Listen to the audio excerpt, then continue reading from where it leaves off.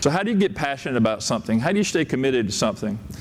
Well, I've got a couple of points here that I want you to listen closely to, because I think at the end of the day that all these points are relevant in my life. And if they're relevant in mine, I'm sure they've got to be relevant in yours too. So pay close attention to them, because as you leave here today, I want you to not only be happy with your choice to be on our team, but I want you to have a playbook on how you can just be happy with life, period.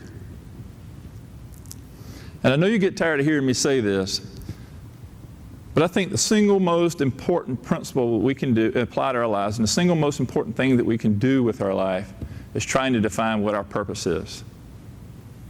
Now, I'm 50 years old, and for most of my life, I did not clearly have a definition centered around what my purpose was. And it wasn't until actually I started this company that I sat down and really drafted that out. And I can tell you that from personal experience, having a real sense of importance as to why my life exists has really changed my own views about life and my own views about people. I not only think it's our obligation in life to find it, but I think it's probably one of the greatest joys that we'll have as well, as try to identify and honor our purpose in life. You know, most of us have either been on a cruise, have known people that have been on a cruise, but there are cruises that are advertised as the cruise to nowhere. Has anybody ever heard of one of those?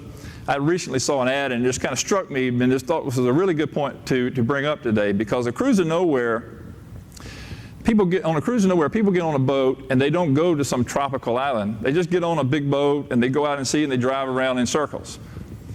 All the while, they're sitting by a pool, they're having great meals, they're listening to great shows.